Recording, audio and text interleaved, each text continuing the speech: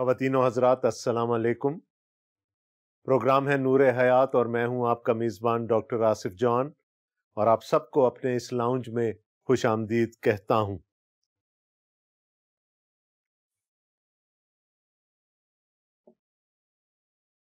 دوستو، پچھلے پروگرام میں ہم نے مقدس لوکا کے انجیلی بیان کے 5ویں باب کا مطالعہ ختم کیا تھا، اور آج ہم 6 باب میں داخل ہوا چاہتے ہیں۔ یسوع کی گلیلی خدمت کا شروع ہے، لیکن 5ویں باب تک آتے آتے ایک چیز واضح ہو کر سامنے آ گئی کہ وہ جو مروجہ مذہب ہے، وہ جو مروجہ یہودیت ہے، جس کو یہودیت کہا جاتا ہے، جس کا کوئی تعلق خدا کی دی ہوئی شریعت سے نہیں ہے، جس کا کوئی تعلق خدا کے کلام سے نہیں ہے، وہ مذہب سراسر بزرگوں کی روایات پر چل رہا ہے۔ اس کا اور خداوند یسوع مسیح کی لائی ہوئی تعلیم کا آپس میں کوئی میل نہیں، ان میں آپس میں کسی قسم کی کوئی مطابقت نہیں ہے۔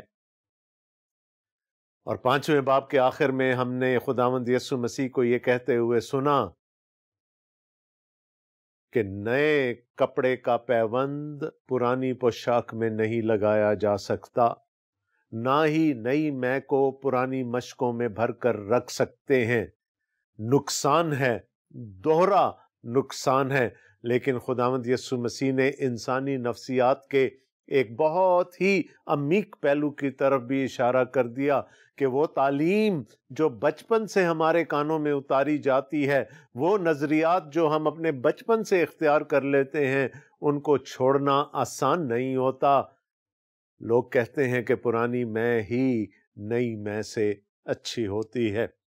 یہ انکمپیٹیبلٹی، یعنی اس زمانے کے مروجہ مذہب میں اور خداوند یسوع مسیح کی تعلیم میں، اب ہمیں آگے بڑھتی ہوئی نظر آئے گی، اور اسی انکمپیٹیبلٹی کی وجہ سے، اسی مطابقت نہ ہونے کی وجہ سے اب ہم دیکھیں گے کہ خداوند یسوع مسیح کے خلاف اس زمانے کی موجودہ ریلیجس اسٹیبلشمنٹ کیسے بغاوت پر اتر آتی ہے، کیسے مخالفت پر اتر آتی ہے، اور وہ مخالفت پھر کیسے گاہے بگاہے بڑھتی چلی جاتی ہے اور خداوند یسوع مسیح کی موت پر منتج ہوتی ہے۔ آئیے چلتے ہیں مقدس لوکا کے انجیلی بیان کے 6 باب میں، اور پہلی آیت سے پڑھتے ہیں۔ پھر سبت کے دن یوں ہوا کہ وہ کھیتوں میں ہو کر جا رہا تھا، اور اس کے شاگرد بالیں توڑ توڑ کر اور ہاتھوں سے مل مل کر کھاتے جاتے تھے۔ اور فریسیوں میں سے بعض کہنے لگے کہ تم وہ کام کیوں کرتے ہو جو سبت کے دن کرنا روا نہیں؟ یسوع نے جواب میں ان سے کہا، کیا تم نے یہ بھی نہیں پڑھا کہ جب داؤد اور اس کے ساتھی بھوکے تھے تو اس نے کیا کیا؟ وہ کیوں کر خدا کے گھر میں گیا اور نظر کی روٹیاں لے کر کھائیں، جن کو کھانا کاہنوں کے سوا اور کسی کو روا نہیں، اور اپنے ساتھیوں کو بھی دیں۔ پھر اس نے ان سے کہا کہ ابن آدم سبت کا مالک ہے۔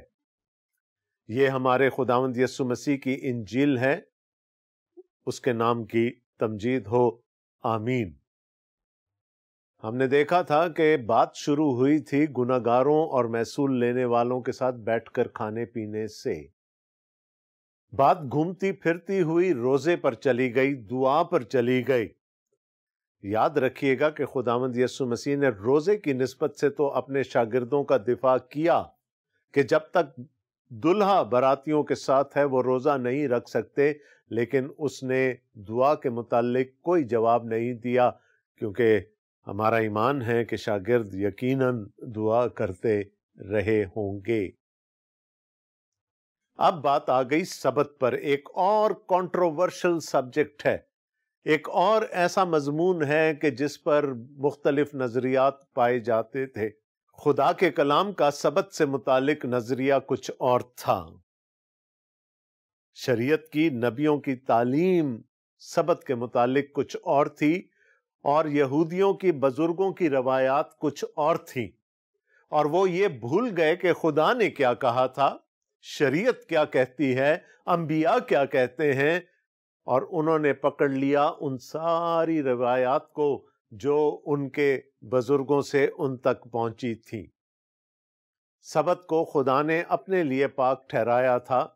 سبت کے ساتھ آرام کا ایک کانسیپٹ ہمارے سامنے آتا ہے، لیکن یہودیوں نے اس کو اس قدر مشکل بنا دیا تھا کہ سبت کے احکام کو پورا کرنا ہی ناممکن ہو کر رہ گیا تھا، حتیٰ کہ خداوند یسوع مسیح کو یہ کہنا پڑا کہ آئے تھکے ماندو اور بوجھ سے دبے سب میرے پاس آؤ۔ کون سے بوجھ سے دبے ہوئے، کون سے تھکے ماندے ہوئے؟ وہ جن کے لیے شریعت کو مشکل بنا دیا گیا ہے، میرے پاس آؤ، میں تمہیں آرام دوں گا، میں تمہیں سبت میں لے کر جاؤں گا۔ اور اس ایک مخصوص سبت پر کیا ہوا؟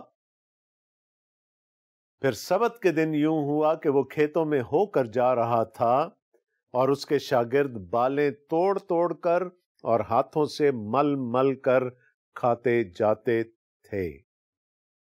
اور فریسیوں میں سے بعض کہنے لگے، تم وہ کام کیوں کرتے ہو جو سبت کے دن کرنا روا نہیں؟ اب اگر ہم کلام کی تعلیم کو دیکھیں تو وہ اس سے بالکل برعکس تھی، اور میں چاہوں گا کہ میں آپ کی توجہ ان احکام کی طرف دلاؤں جو شریعت میں درج ہیں۔ استثنا کی کتاب اس کا 23واں باب اور اس کی 24ویں اور 25ویں آیات میں لکھا ہے، جب تو اپنے ہمسایہ کے تاکستان میں جائے تو جتنے انگور چاہے پیٹ بھر کر کھانا، پر کچھ اپنے برتن میں رکھ نہ لینا۔ جب تو اپنے ہمسایہ کے کھڑے کھیت میں جائے تو اپنے ہاتھ سے بالیں توڑ سکتا ہے، پر اپنے ہمسایہ کے کھڑے کھیت کو ہنسوا نہ لگانا۔ یہ خدا کی طرف سے پروویژن تھی، یہ خدا کی پروردگاری تھی کہ اگر آپ ایک جگہ سے دوسری جگہ سفر کر رہے ہیں اور راستے میں آپ کو بھوک لگ جاتی ہے اور فصل تیار ہے، کھیت کھڑا ہے، تو یہ اجازت تھی کہ جتنی بالیں توڑ کر کھا سکتے ہیں کھا لیں، جتنے انگور توڑ کر کھا سکتے ہیں کھا لیں، لیکن حکم یہ تھا کہ اپنے ساتھ نہ لے جانا ان میں سے کچھ، اتنا نہ توڑ لینا کہ تمہیں برتن کی ضرورت پڑ جائے اس کو ساتھ لے جانے کی، یا ہنسوا نہ لگانا اپنے ہمسایہ کے کھیت میں، یعنی دراتی سے نہ کاٹنا۔ ہاں، ہاتھ سے جتنی بالیں توڑ کر کھا سکتے ہو کھا لینا۔ یہ ایک پروردگار خدا کی اپنے لوگوں کے لیے پروردگاری تھی، مہیا کرنا تھا۔ یہاں کہیں یہ نہیں لکھا کہ ہاں ہفتے میں 6 دن تو تم بالیں توڑ کر کھا سکتے ہو، اور 7واں دن اگر آئے گا اور تم گزر رہے ہوگے اور تمہیں بھوک لگے تو ہرگز بالیں توڑ کر نہ کھانا۔ لیکن انہوں نے ان سب چیزوں کو اپنے بزرگوں کی روایات کے وسیلے سے شریعت میں شامل کر دیا۔ آئیے اپنے حوالے کی طرف واپس چلتے ہیں۔ اور فریسیوں میں سے بعض کہنے لگے کہ تم وہ کام کیوں کرتے ہو جو سبت کے دن کرنا روا نہیں؟ ان کے لیے خداوند یسوع مسیح کے شاگردوں نے سبت کا حکم توڑا تھا۔ کون سا حکم؟ وہ جو ان کے بزرگوں نے بعد میں مقرر کر دیا تھا۔ 4 گناہ کیے خداوند یسوع مسیح کے شاگردوں نے بالیں توڑنے میں اور کھانے میں، ان کے مطابق، ان کے بزرگوں کے مطابق۔ خدا کی شریعت میں کسی قسم کی پابندی نہیں تھی، وہ بالیں توڑ بھی سکتے تھے، ان کو کھا بھی سکتے تھے۔ کیا کیا ہوگا خداوند یسوع مسیح کے شاگردوں نے؟ انہوں نے بالیں توڑی ہوں گی۔ یہ ان کے نزدیک فصل کاٹنے کے مترادف تھا، اور بزرگوں کی روایات کے مطابق سبت کے دن فصل کاٹنا منع تھا۔ پھر انہوں نے بالوں کو لے کر اپنے ہاتھ میں رگڑا ہوگا تاکہ دانے علیحدہ ہو جائیں۔ پھر اس کے بعد انہوں نے پھونک مار کر جو بھوسی تھی اس کو ہوا میں اڑا دیا ہوگا، اور آخر میں انہوں نے ان دانوں کو، گیہوں کے دانوں کو اپنے منہ میں ڈال کر ان کو چبایا۔ تو نہ تو ان کے بزرگوں کی روایات کے مطابق فصل کاٹی جا سکتی تھی سبت کے دن، نہ اس کی چھٹائی کی جا سکتی تھی، نہ اس کو کھانے کے لیے پیسنا یا تیار کیا جا سکتا تھا، اور نہ اس سے کھانا بنایا جا سکتا تھا۔ یہ 4 گناہ تھے ان کے نزدیک جو شاگردوں نے اس تھوڑے سے وقت میں اس کھیت کے بیچ میں سے گزرتے ہوئے اور بالیں توڑ کر لیے۔ اب آپ خود ہی سوچیں کہ انہوں نے اپنے لیے کس قدر زیادہ مشکلات پیدا کر لی تھیں۔ چند روایات کے مطابق وہ صرف 2000 قدم اٹھا سکتے تھے سبت کے دن، کہیں کہیں یہ بھی لکھا ہے کہ 3000 قدم اٹھا لیا کرتے تھے، یعنی 1999 قدم اٹھانے کے بعد وہ جہاں ہیں وہ رک جائیں گے، کیونکہ اگر انہوں نے 2000واں قدم اٹھا لیا تو سبت ٹوٹ جائے گا۔ وہ اپنی جیب میں ایک سوکھی ہوئی انجیر کے وزن سے زیادہ کچھ نہیں لے کر جا سکتے تھے۔ آج کے زمانے میں تو بڑی مشکل ہو جاتی نا، کہ موبائل بھی لے کر جانا ہے، والیٹ بھی لے کر جانا ہے، اور بھی بہت ساری چیزیں ہیں جو ہمارے جوان اپنی جیبوں میں رکھتے ہیں۔ لیکن حکم کیا تھا؟ خدا کی شریعت کا نہیں، بزرگوں کا ٹھہرایا ہوا کہ ایک سوکھی ہوئی انجیر کے وزن سے زیادہ آپ وزن نہیں اٹھا کر چل سکتے۔ آئینہ دیکھنے پر ممانعت تھی کہ کہیں آئینہ دیکھتے ہوئے اگر آپ کو کوئی سفید بال نظر آ گیا اور آپ کا دل چاہا کہ اس سفید بال کو آپ اکھیڑ لیں جڑ سے، تو اس سے سبت ٹوٹ جائے گا۔ اس قدر زیادہ انہوں نے ان قوانین کو الجھا لیا تھا کہ سبت کا دن جو کہ خدا نے آرام کے لیے بنایا تھا، وہ لوگوں کے لیے ایک بوجھ بن گیا۔ لیکن یہ کون سا مذہب ہے؟ یہ خدا کا بھیجا ہوا مذہب نہیں ہے، یہ خدا کی شریعت نہیں ہے، یہ بزرگوں کی روایات ہیں۔ جیسا کہ ہم نے پچھلے پروگرام میں بھی دیکھا تھا کہ جب روزے سے متعلق بحث وہاں پر چھڑ گئی تھی۔ اب سبت کا دن ہے، خداوند یسوع مسیح اپنے شاگردوں کے ساتھ جا رہے ہیں، شاگردوں نے کھیت میں سے گزرتے ہوئے ان کو بھوک لگی ہوگی، چند بالیں توڑ کر کھا لیں، اور فقیوں اور فریسیوں کو یہ موقع مل گیا کہ وہ ان پر انگلیاں اٹھا سکیں۔ اب اگر سفر کرنے کی ممانعت تھی تو کوئی پوچھے کہ یہ فقی اور فریسی یسوع کا اور اس کے شاگردوں کا پیچھا کیوں کر رہے ہیں؟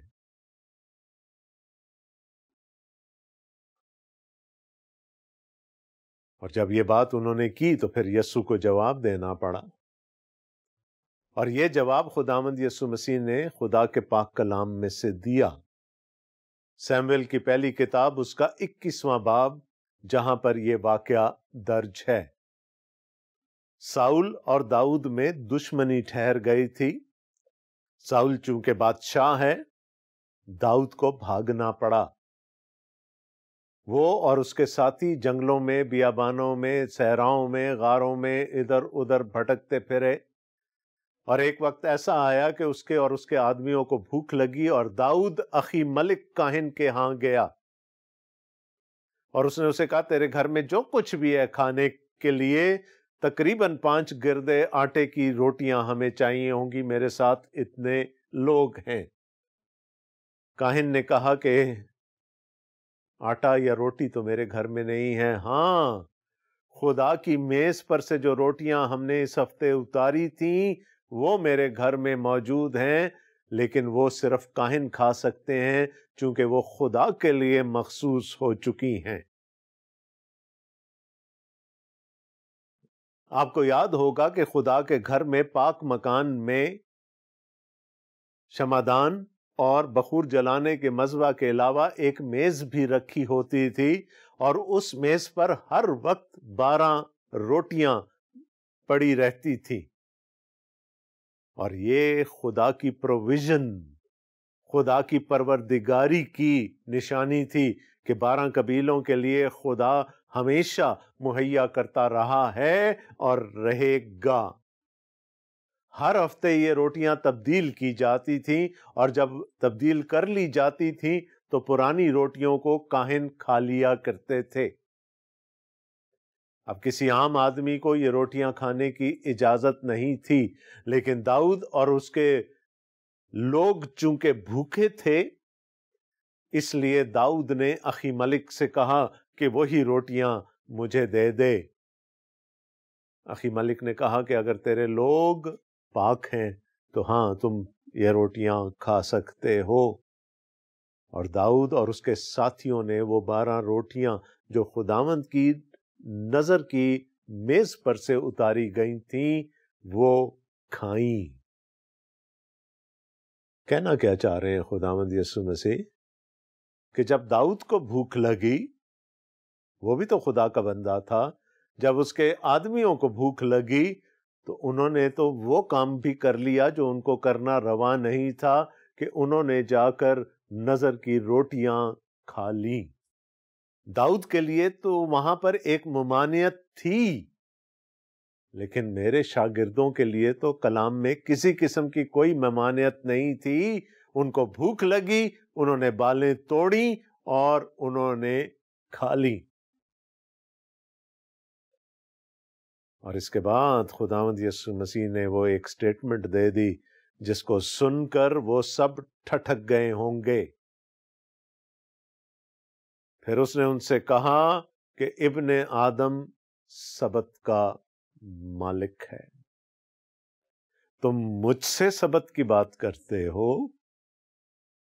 سبت کے معنی ہے خدا کا آرام، اور وہ میں ہوں جو لوگوں کو خدا کے آرام میں داخل کروں گا. میں ہوں سبت کا مالک، اور تم مجھ سے سبت کے متعلق بحث کرتے ہو. ان کا دماغ ضرور گھوم گیا ہوگا یسوع کے اس دعوے کے بعد. انہوں نے کہا ہوگا سبت کے مالک تو ہم ہیں، ہم ٹھہراتے ہیں کہ سبت کے دن کون سا کام کرنا روا ہے اور کون سا کام کرنا روا نہیں ہے. اگر کسی کو سبت کے بارے میں کوئی رائے لینی ہوتی ہے، اس کو کوئی مسئلہ درپیش ہوتا ہے، تو وہ ہمارے پاس آتا ہے اور ہم اس کی رہنمائی کرتے ہیں، رہبری کرتے ہیں، ان کو گائیڈ کرتے ہیں کہ ان کو کیا کرنا چاہیے. سبت کے مالک تو ہم ہیں. اور یہاں پر یہ شخص اپنے آپ کو سبت کا مالک کہتا ہے. وہ بھول گئے کہ سبت کا اوریجن کیا ہے. سبت کا اوریجن تخلیق کائنات کے وقت سامنے آیا، جب خدا نے آرام کیا. خدا نے اس دن کو آرام کا دن ٹھہرایا. تو اس کا مطلب کیا ہوا کہ سبت کا مالک کون ہے؟ خدا ہے. اور یہاں پر خداوند یسوع مسیح اپنے آپ کو سبت کا مالک کہہ رہے ہیں، لیکن یہاں پر خداوند یسوع مسیح اپنے لیے ایک لقب استعمال کر رہے ہیں، ابن آدم، the son of man. یہ ایک مسیحائی لقب ہے، اور اس کا اوریجن، اس کا منبع پرانا عہد نامہ ہے. بہت دفعہ جب میں اور آپ اس لقب کو سنتے ہیں تو ہم یہ سوچتے ہیں کہ شاید خداوند یسوع مسیح اپنی بشریت کی طرف اشارہ کر رہے ہیں، لیکن ایسا نہیں ہے. یہ اشارہ ہے خداوند یسوع مسیح کی الوہیت کی طرف، ان کی ڈیوینٹی کی طرف. اور میری مراد ہے دانیل نبی کے صحیفے کے 7ویں باب سے، جس کی 13ویں اور 14ویں آیات میں ایک آدم زاد کا ذکر ہے، ابن آدم کا ذکر ہے. اور دانیل نبی لکھتے ہیں، میں نے رات کو رویا میں ایک آدم زاد سا شخص دیکھا. لیکن تھا تو وہ دکھنے میں انسان، وہ آدم ذات تھا، لیکن وہ آسمان کے بادلوں کے ساتھ آیا اور قدیم الایام تک پہنچا۔ دکھنے میں تو وہ انسان ہے، لیکن اس کا اوریجن زمین نہیں ہے۔ وہ آسمان کے بادلوں کے ساتھ آیا اور اس کا مقام قدیم الایام ہے، یعنی وہ ایٹرنل ہے۔ تو وہ انسان نہیں ہے۔ اور پھر آگے دانیال نبی ہمیں بتاتے ہیں کہ پھر ساری حشمت اور شوکت اور سلطنت اور مملکت اس کو دے دی گئی۔ تو جب بھی خداوند یسوع مسیح اپنے لیے ابن آدم کا لقب استعمال کرتے تھے تو اکثر ان کے مخاطبین یہودی ہوتے تھے۔ وہ ان کو بتانا چاہتے تھے کہ میں وہی آدم زاد ہوں، میں وہی ابن آدم ہوں جس کا ذکر دانیال نے کیا تھا، اور میں وہی آدم زاد ہوں جو اپنی ذات میں الوہیت رکھتا ہے، جو آسمان کے بادلوں کے ساتھ آیا اور قدیم الایام تک پہنچا۔ اب تو چیزیں تھوڑی اور زیادہ ہیٹ اپ ہو گئی ہیں نا۔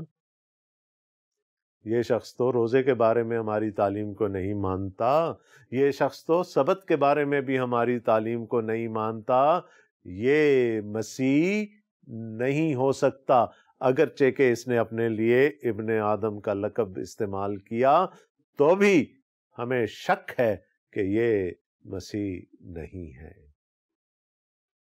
اب ایسا لگتا ہے کہ خداوند یسوع مسیح جان بوجھ کر جلتی پر تیل ڈالنے کا کام کر رہے ہیں۔ وہ اور انسٹیگیٹ کرتے ہیں اس ریلیجس اسٹیبلشمنٹ کو، اور اگلے واقعے میں ہم دیکھیں گے کہ کیا ہوا۔